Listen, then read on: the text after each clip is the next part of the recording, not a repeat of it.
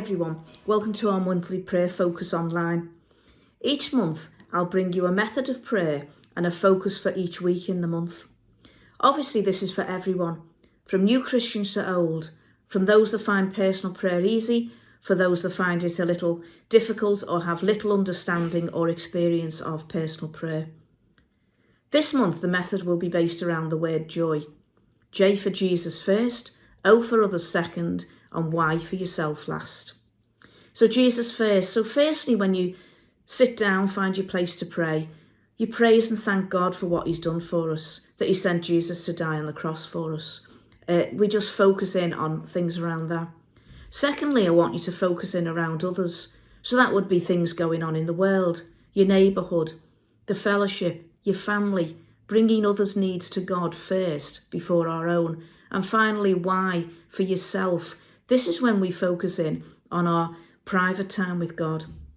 We talk to him, we bring him our needs and we ask him. But he actually expects us to listen in to what he's saying. And I think that's the bit that people find most hard. How do I know God is speaking to me? How can I understand what he's saying? So sometimes that happens when we're reading a Bible passage and a word jumps out and think, oh yeah, that confirms what I've been thinking. Sometimes it's a friend who comes up and says something and I've been praying for you about something. You think, wow, how did you know I was worried about that? Because I've not told you. It might be the words in a song, or it could be something that just crops up anywhere in everyday life. Somebody says something. One method I find quite interesting is that I actually go for long walks, and in nature, sometimes things just pop up into my head and I think, oh yeah, that's God speaking. So an example of that was while we were during lockdown, I went for a walk around the footpaths around where I live, and I noticed a huge tree where a great limb had fallen down, broken the fence and was lying across the footpath. And I looked up and the rest of the tree was still standing strong. There were birds in the branches, there were leaves on the tree, and it looked quite healthy really, but for this one huge branch that had fallen down. I stepped over it, I carried on walking. But at that point in time, I'd really been asking God to show me whether I was doing too much, whether I'd taken on one thing too many, and whether I should continue to do one of the courses I was doing. And as I walked, I realised God was saying, yeah, you need to drop something. You'll still be effective. That other part of the tree, it's still there. You can still do work for me, but you really need to put something down so that you can actually concentrate on what I want you to concentrate on. So I found that really helpful. So finally, what I want you to look at is when you look at Philippians chapter 4, I'd like you to break it down into different sections. There's 4.5 weeks in this month. So maybe you want to start sort of in the end week of September, because I want to break it into 5 sections.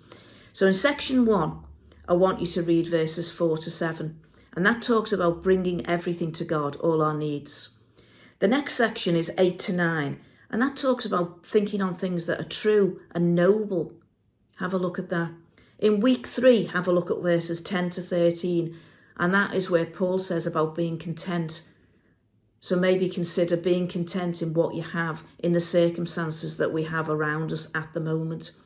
In week 4, verses 14 to 18, talk about helping others and how those acts of care and kindness go to God as a fragrant offering. Maybe consider that. And finally, the last verse, verse 19 in week 5, God will meet all our needs. That's worth dwelling on. And maybe as you dwell on things like that, you might flick around and look for other verses in the Bible based around that. You might think of things or songs that come to mind. But what I would suggest is that you get yourself a notebook and week by week, write down what the focus is, write down what you've been asking God about, and write down what the answers are to those things as they come. Maybe you'd like to share that with people. I'm very happy to listen to things if people wanted to share things. But I hope you have a great time starting off on a different way of praying. Maybe for some of you, have a great time praying and worshipping God.